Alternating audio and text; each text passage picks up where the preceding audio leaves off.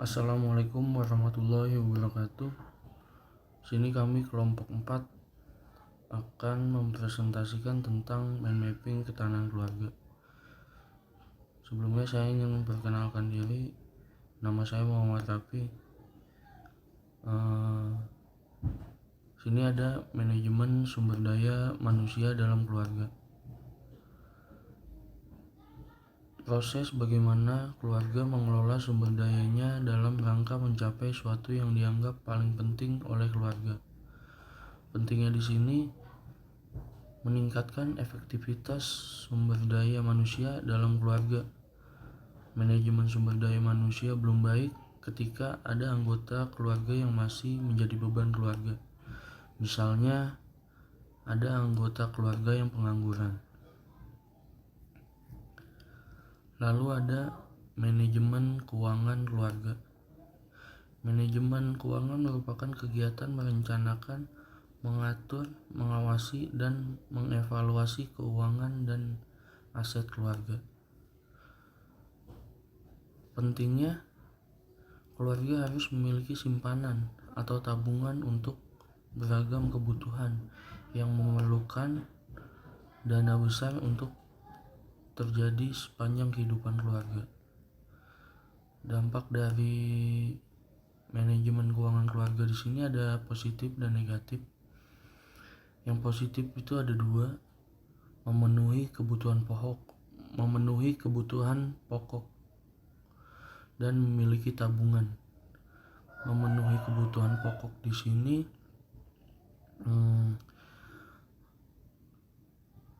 untuk kebutuhan keluarga supaya terpenuhi, dan memiliki tabungan. Memiliki tabungan simpanan atau aset jika ada sesuatu yang dibutuhkan nantinya. Dampaknya ada dua juga. Yang pertama itu tekanan ekonomi dan tidak memiliki tabungan. Lalu yang ketiga ada manajemen sumber daya waktu keluarga.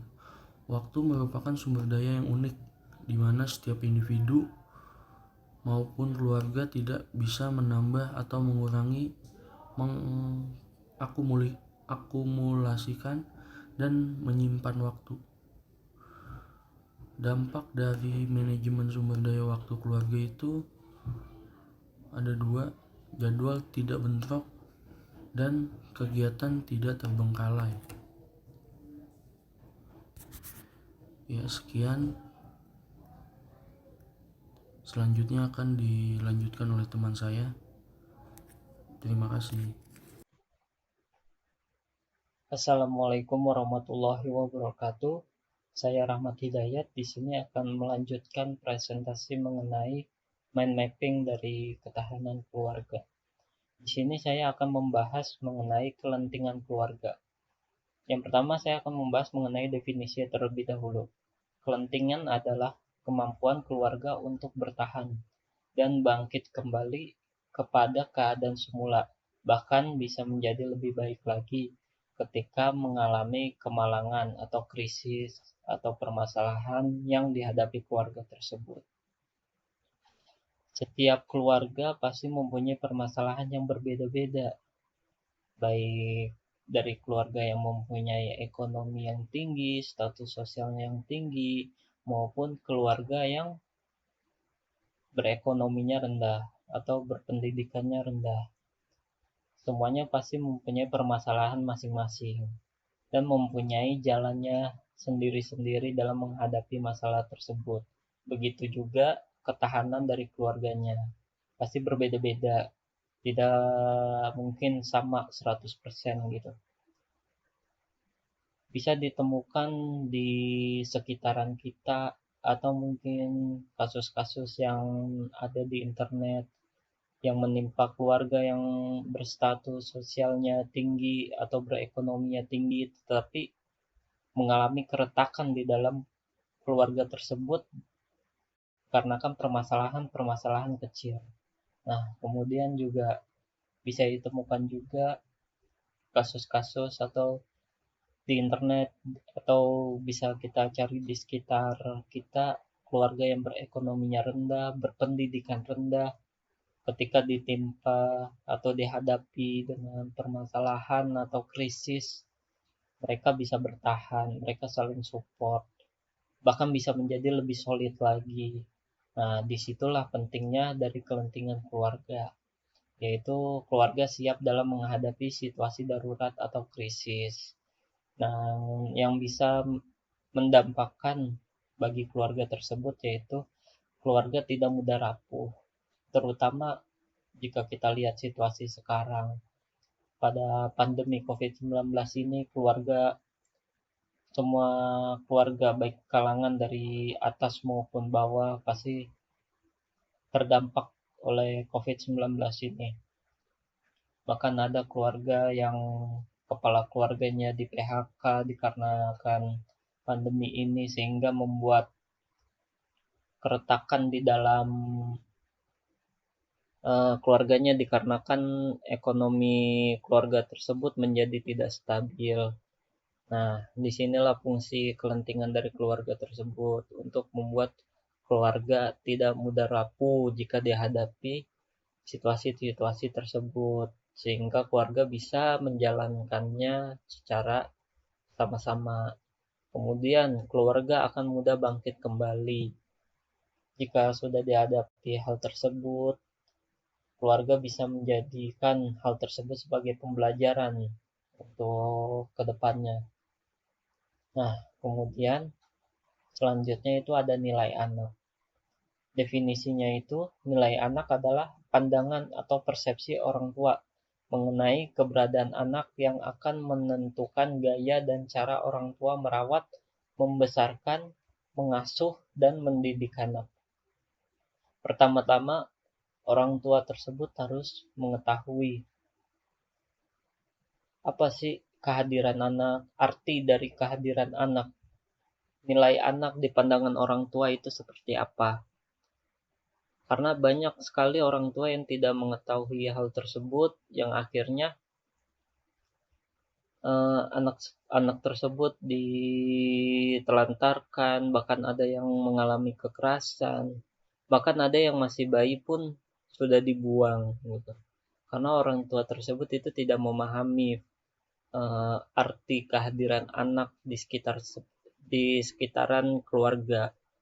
Karena kan anak adalah buah hati yang harus dijaga, kemudian juga diperhatikan supaya anak tersebut bisa berkembang untuk kedepannya. Karena bagaimanapun anak merupakan keturunan dari keluarga tersebut yang akan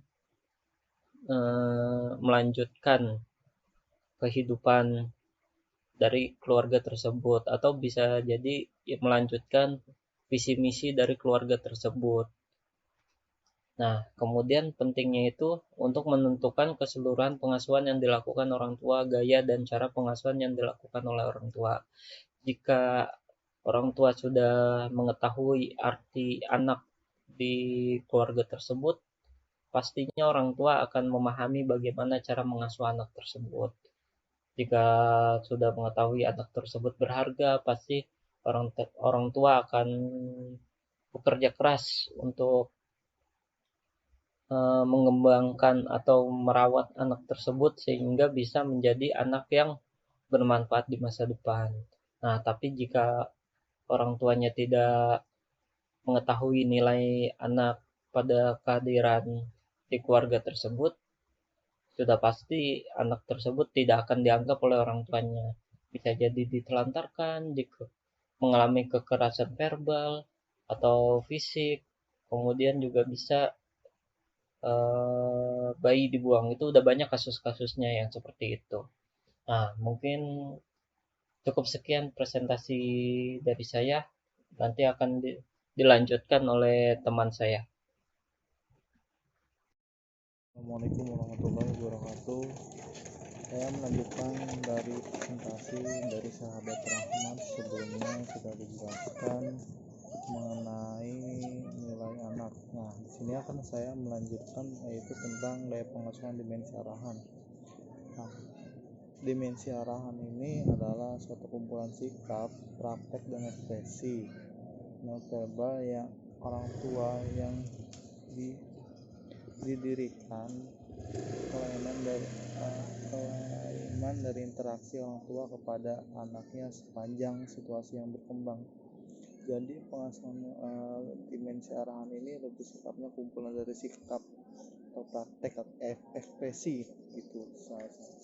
Nah, mengenai nonverbal. Nah, sini pentingnya pengasuhan dimensi arahan itu adalah memahami dampaknya pengasuhan dilakukan terhadap anak.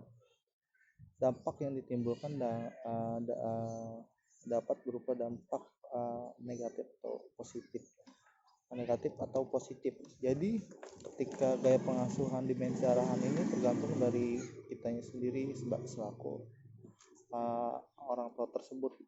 Dia memberikan pengasuhan anak dimensi arahannya seperti apa, dan dampaknya itu dia bisa ditimbulkan dengan secara negatif ataupun positif gitu. Bagaimana kedua orang tua tersebut memberikan gaya pengasuhannya kepada anak tersebut. Yang selanjutnya itu adalah gaya pengasuhan dimensi kehangatan. Kalau untuk gaya pengasuhan dimensi kehangatan itu adalah aplikasi yang berbentuk ungkapan rasa kasih sayang yang diekspresikan oleh kedua orang tuanya, yang melahirkan rasa aman, rasa nyaman, sehingga anak merasa diterima gitu sebagai anak.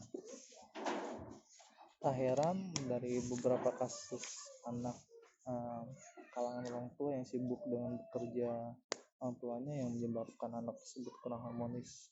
Jadi kedekatan anak dengan orang tua itu sangat penting gitu teman-teman, karena dapat mempengaruhi dampak-dampaknya gitu. Yang pertama itu anak bisa menjadi percaya lebih diri, anak jadi percaya diri, terus emosinya stabil, terus empati dan positif, berpikiran positif. Karena ketika suatu orang tuanya itu memberikan support, memberikan rasa kenyamanan dari dalam keluarga, itu akan muncul gitu dampak-dampak tersebut. Bagaimana kedua orang tuanya tersebut bisa memahami gitu karakteristik anak. Karena kayak pengasuhan dimensi kehangatan ini sangat dibutuhkan gitu. Saya sebagai anak itu sendiri gitu sangat dibutuhkan gitu di dalam keluarga, karena dimensi kehangatan ini sangat penting dan juga dapat mempengaruhi dari anak tersebut gitu. Si orang tuanya ini cara gaya pengasuhannya itu seperti apa, dia melakukannya itu dengan baik dan benar dan menjalankan prosedur dengan sesuai dengan gaya pengasuhan dimensi kehangatan. Yang selanjutnya itu ada lingkar pengasuhan. Nah, di sini ada gaya lingkar pengasuhan dimensi kebahagiaan merupakan aplikasi dari bentuk ungkapan bentuk. Nah, di sini beda. Kalau ini ungkapan kasih sayang, ini bentuk kasih sayang yang diilustrasikan oleh orang yang melahirkan rasa aman, nyaman sehingga anak merasa diterima dan dicintai apa adanya dengan perasaan. Ya dampaknya itu intelijensi sama prestasi dan sosial. Ketika lingkungan pengasuhannya ini sesuai dengan apa yang diberikan orang tua kepada anaknya, akan membangun stimulus dampak gitu. Dampaknya itu apa? Intelijensi dan prestasi yang dihasilkan serta sosial gitu. Karena ketika dari beberapa poin yang saya sampaikan, gaya pengasuhan dimensi arahan, gaya pengasuhan dimensi kehangatan dengan lingkungan pengasuhan itu sangat penting gitu teman-teman untuk kelangsungan hidup. Dampak dari respons si anak terhadap orang tua tersebut, karena ketika dari 3 poin tersebut dan beberapa poin yang sudah dijelaskan oleh teman-teman saya, itu juga sangat berpengaruh gitu. Bagaimana si orang tua ini bisa menyesuaikan dan bisa mengerti dengan keadaan anaknya tersebut gitu. Dan juga pembelajarannya itu seperti apa gitu. dan bisa membagikan waktunya secara singkat atau secara sukarela untuk bermain bersama keluarga, bercanda, bersukaria. Harmonisasi keluarga itu sangat dibutuhkan bagi anak-anak